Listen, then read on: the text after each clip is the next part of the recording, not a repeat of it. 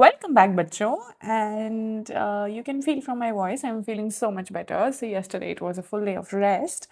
But yes, I had some commitments of few of the brands. So, I completed them. And I thought that today, let's be back on the track. So, the 8 p.m. video will be back again, which I upload in the evening. Either it's a OTA series, or it's a live lesson, or it is something related to SSB, or it is something related to, anything. So 8 p.m. is the time I upload, and in the daytime, I upload the newspaper analysis. So let's begin with today. Today is August 12th, and both the newspapers have covered the same article on the front page, which says amid backlash, center set to refer FCRA bill to JPC. So मैंने FCRA bill बहुत detail में एक newspaper analysis में समझाया था। जो उसका जो कैप्शन है, उसका जो टॉपिक होता है ऑन द यूट्यूब, उसी में लिखा हुआ है। अगर आपने वो वाली वीडियो नहीं देखी, so I request you to have a look at that video in case you have not watched it yet. उसके ऊपर ही टॉपिक लिखा हुआ है। एंड अब देखते हैं कि इन दोनों आर्टिकल्स में व्हाट इज हैपनिंग। सो जो लोग who are watching the newspaper analysis for the first time, I will tell you what FCRA इज। FCRA स्टैंड्स फॉर, देखो सिंपल, उसमें foreign contribution regulation act. So basically, if it is something which regulates how organizations in India receive and use money coming from foreign sources. So you will have the next question, that why do India need such a law or such a regulation? Because देखो, जो foreign money होती है ना, आप पैसा जब भी foreign से आ रहा है तो किसी ना किसी पर्पस से आ रहा होगा ना, मतलब there has to be some motive. जैसे कि आपके घर वाले अगर आपको पैसे देते हैं तो बताते हैं ना, इसको फीस में दे देना, इससे अपने लिए कुछ ले लेना, इससे कुछ खा लेना। So there is always a motive with money, है ना। मोटिव होता है हमेशा पैसे का, कुछ ना कुछ लाइफ में।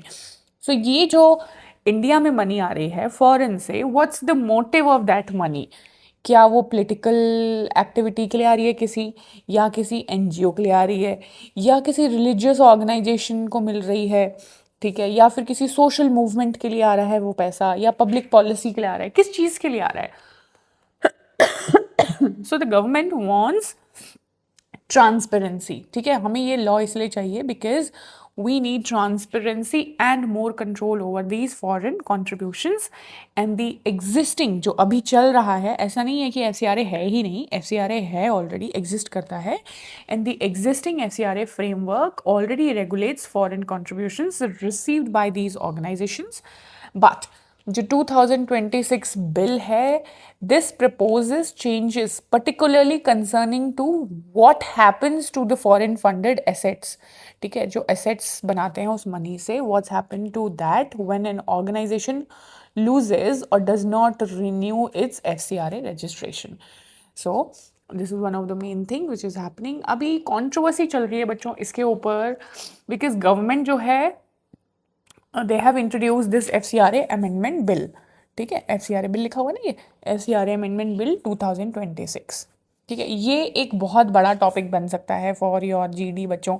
सो इसके ना दोनों प्रोज कॉन सब कुछ आपको पता होना चाहिए, तभी आप बात कर पाओगे GD में, ठीक है। सो देखो, the opposition and civil society, specially जो रिलीजियस ऑर्गेनाइजेशंस हैं, they are objecting to certain provisions of this bill. The government is now reportedly willing to send the bill to JPC. ये JPC दोनों में देखा आपने, देखो JPC यहाँ भी है, JPC यहाँ भी है। What does JPC stands for? JPC होता है बच्चों Joint Parliamentary Committee। तो JPC का काम होगा बच्चों to examine a bill in detail. So यहाँ पे they will be examining this FCRA bill in detail. तो जो JPC होता है, it's basically a parliamentary committee होती है। ये पार्लियामेंट्री कमेटी होती है जिसमें कि दोनों सदनों से, दोनों हाउसेस ऑफ पार्लियामेंट से मेंबर्स होते हैं, ठीक है। सो क्या काम करती है JPCs? देखो, they can actually hear the stakeholders, they will examine the clauses, they will seek more evidence, they will suggest if there is any amendments required, ठीक है, and then they will submit the recommendations। But remember this, that JPC recommendations are generally not binding on government. ठीक है, तो ये वाला word याद रखना, it is not binding on government. The bill still ultimately has to go through the parliamentary process. ठीक है, अभी आपसे हमने एक बात करी थी कि ऑर्गेनाइजेशंस आर वरीड, तो अब आप पूछोगे कि मैम क्यों वरीड आएंगे. ठीक है, सो this is what you should no, so that आप वहाँ पे जब जीडी में कोई पॉइंट बोलते हो तो you exactly know what you are talking about. देखो, तो the biggest concern is the bills proposed asset vesting provisions. ठीक है, इसको कहीं लिख लेते हैं बच्चों, it will be easy for you to asset understand. इसको बोलते हैं एसेट वेस्टिंग प्रोविजन. इसका क्या मतलब है, अब मैं एक एग्जाम्पल से समझाने की कोशिश करती हूँ. ठीक है, मान लो कि एक एनजीओ है, ठीक है, and it receives foreign donations. अब वो एनजीओ क्या करता है, वो स्कूल बना देता है, हॉस्पिटल बना देता है, एक ऑफिस बना देता है, एक ट्रेनिंग सेंटर बना देता है, और एक और कोई इंफ्रास्ट्रक्चर उसने बना दिया. ठीक है, अब इसका जो FCRA का रजिस्ट्रेशन था इस एनजीओ का, ठीक है, FCRA का रजिस्ट्रेशन था, ये हो जाता है एक्सपायर. ठीक है, फिर वो रिन्यू नहीं होता है या कैंसिल हो जाता है.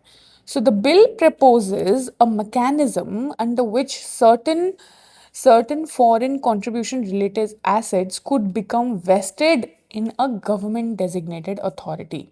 ठीक है, तो मान लो अगर ये फिर से रिन्यू नहीं होता है इनका रजिस्ट्रेशन, तो इनके पास जितना कुछ था, the assets they have become, they come under government, and this is where the whole controversy begins. ठीक है, तो क्रिटिक्स का इसमें बोलना है, ये सारी चीज़ें इसमें एक्सप्लेन की हुई हैं दोनों आर्टिकल्स में, that what happens to institutions जो सालों से पहले से थे and now they have permanent assets through donations. ठीक है, जैसे कि कोई चैरिटेबल ऑर्गेनाइजेशन है, उसने एक हॉस्पिटल बना दिया है. ठीक है, तो उस हॉस्पिटल की प्रॉपर्टी का क्या होगा अगर उनका FCRA स्टेटस ख़त्म हो जाता है. सो एंड स्पेशली आपने देखा होगा कि जितनी चर्च बॉडीज़ हैं, they are expressing a lot of concern. Y?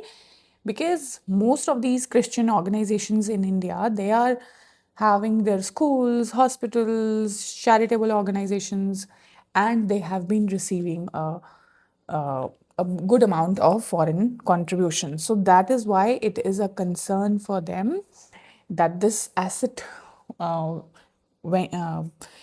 vesting provision could actually affect organizations because they have accumulated so many assets over the years. ठीक है, तो this is why it is थोड़ा सा apprehensive for them, and the government argues that the bill is not against any particular community and it is intended only to regulate foreign contributions. So remember this, that the distinction जो है वो बहुत important है in GD. और government के argument में, अभी आप आर्ग्यूमेंट के लिए क्या क्या बोल सकते हो वो मैं आपको बता देती हूँ एक बार. ठीक है, देखो, according to our government, there is nothing in the bill to oppose and it is not against any community. ठीक है, so that is point number 1, कि it is not against anyone and the government is prepared to send it to JPC so that it can have further deliberation. ठीक है, और opposition बोल रहा है कि बिल को विड्रॉ करो या फिर इसकी प्रॉपर एक डिटेल्ड पार्लियामेंट्री स्क्रूटनी कराओ. So let's see, do you really think that this JPC is a sensible middle path? ठीक है, जो करना जा रहे हैं ये लोग, this is actually a, let me tell you, good GD point. ठीक है, और आप ये बोल सकते हो कि कैसे JPC में गया है and the government is looking into the accountability, regulation plus national security angle, and how we want transparency, we want protection of legitimate organizations, and there should be a process for that. So this is all about this article. Let's move on to the other ones. The next article is a editorial section ka article, okay, and which says that stronger India is at home more useful it is to the world. First of all बच्चों, जब भी आप editorial पढ़ते हो ना, तो ये याद रखना कि जिस भी जेंटलमैन या लेडी ने वो आर्टिकल लिखा है, it is their personal opinion. These are opinion pieces. Do not treat these statements as a government policy. ठीक है, so ये आपको पता होना चाहिए कि ये अपना ओपिनियन बता रहे हैं, and based on all these opinions you have to make your own opinion by reading and understanding things. ठीक है, तो कभी भी किसी को वो का पॉलिसी मत मांग लेना, ठीक है। तो इसमें बेसिकली आर्टिकल में बता रहे हैं that India's growing economic strength should ultimately transform और translate India into a greater global influence in the world, ठीक है। सो इसमें बताया है how we are approaching the 80th year of independence, and India has traveled a huge distance when it comes to the economic situation, how we were at the independence and how we are right now. Pehle we were just surviving plus giving a little bit of importance to development, but today we have the capacity to actually shape global outcomes, ठीक है। So what is making India stronger? Number one point, we have a large economy, ठीक है। Now one of the major world economies हैं हम लोग। दूसरा domestic market अपना बहुत बड़ा है बिकॉज ऑफ द पॉपुलेशन, ठीक है। सो याद है जब हम छोटे थे, मुझे याद है तो कैसे पॉपुलेशन को हमेशा एक एविल चीज़ दिखाया जाता था कि इतनी जनता हो गई है, इनकी इतनी जनता हो गई है, बट टुडे आज की डेट में FTAs हो रहे हैं साइन। क्यों हो रहे हैं साइन? क्योंकि आज वो अच्छी चीज़ हो गई है, ठीक है।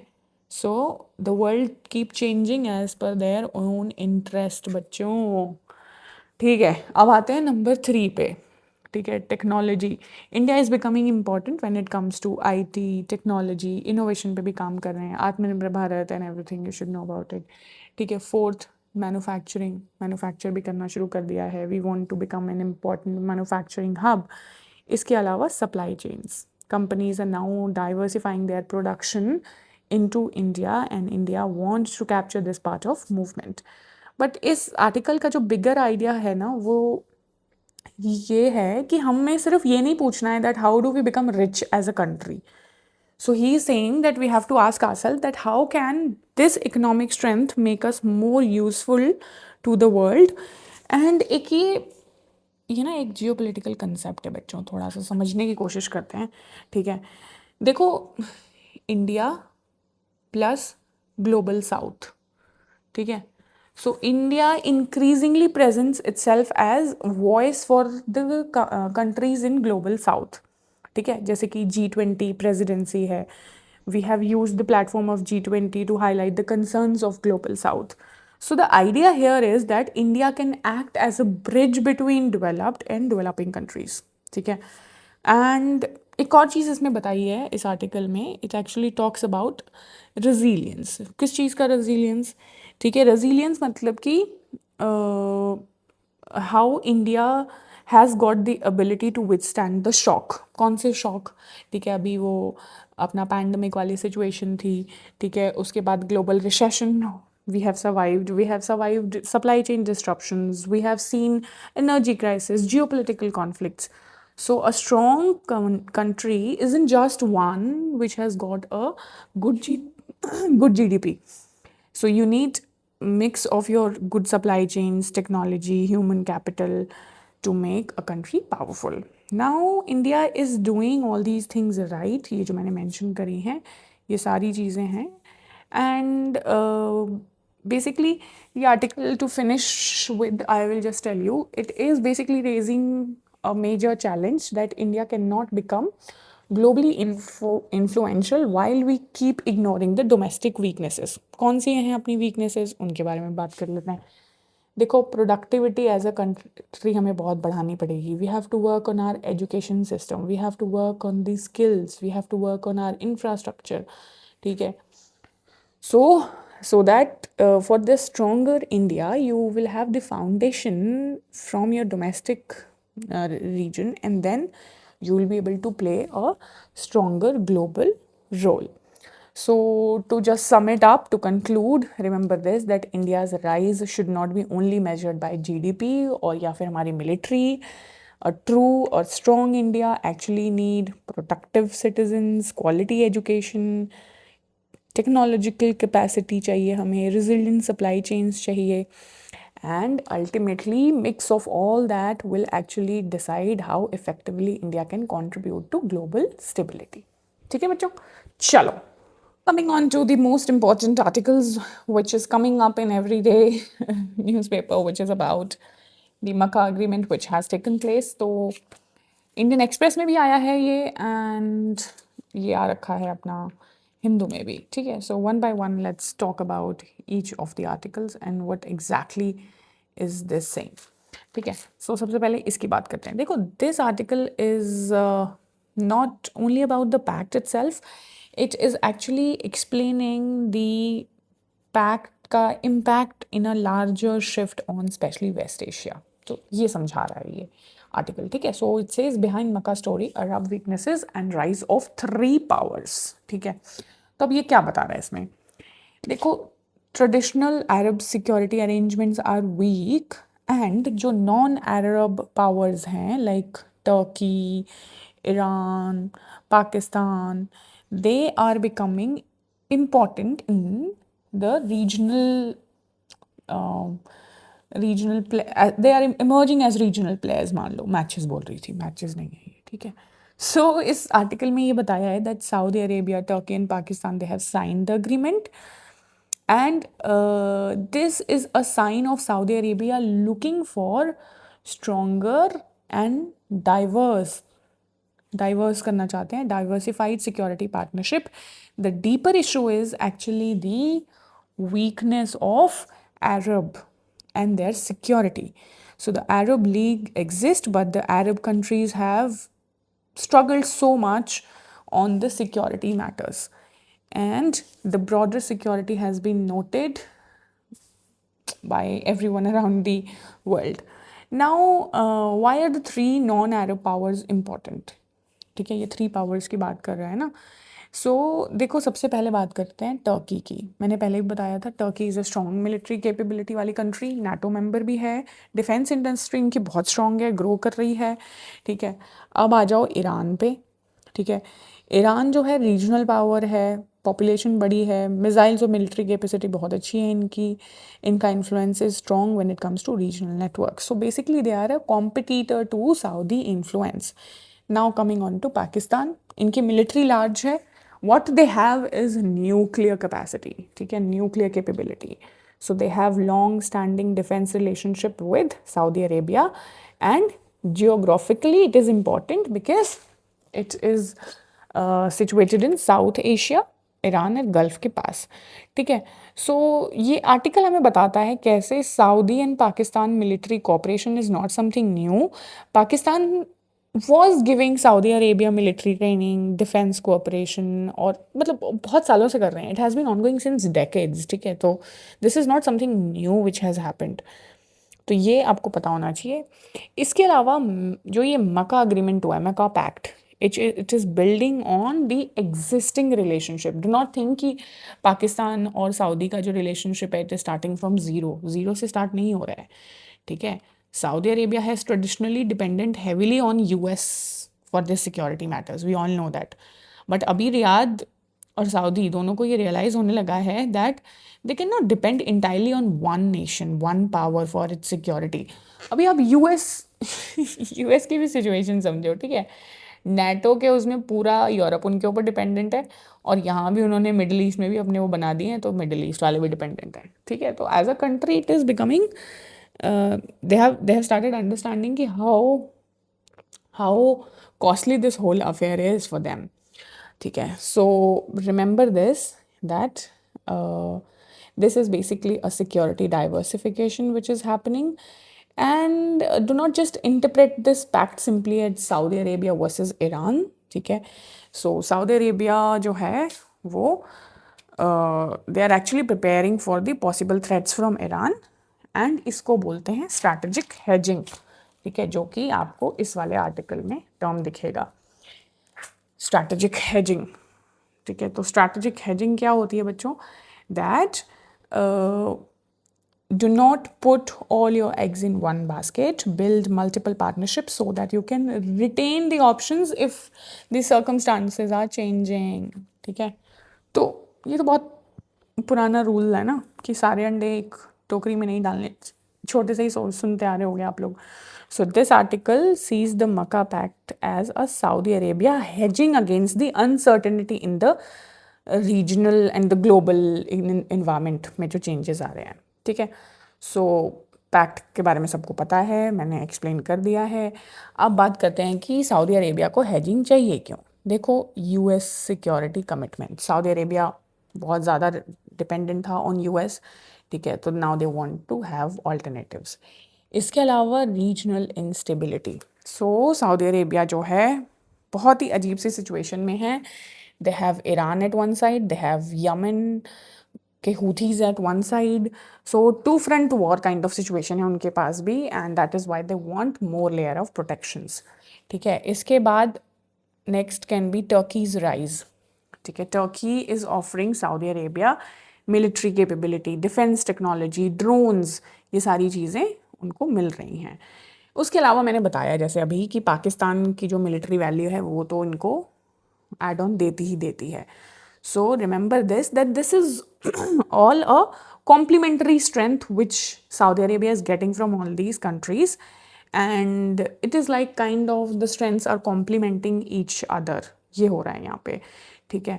So remember this, that at the end this article actually suggests that India should look at the pact carefully, because इसमें कौन involved है, पाकिस्तान involved है, but India should not assume that Pakistan और सऊदी अगर मिल गए हैं तो it is an anti India alliance. This is what the gentleman is saying. यहाँ पे कहीं इन्होंने बोला था ये वाली बात, ये रहा एंटी इंडियन डेवलपमेंट, ठीक है। So this will be like kind of over simplification. So remember this, that India relationship with Saudi Arabia is much broader, and हम लोग बहुत सारे एस्पेक्ट्स पे ऑलरेडी काम करते हैं, चाहे वो एनर्जी हो, ट्रेड हो, इन्वेस्टमेंट हो, ठीक है, डिफेंस हो। So India needs to maintain the relationship with Riyadh while we watch the Pakistan-Turkey dimension very, very carefully. ठीक है? So this is all it is, and let's meet tomorrow. Bye bye.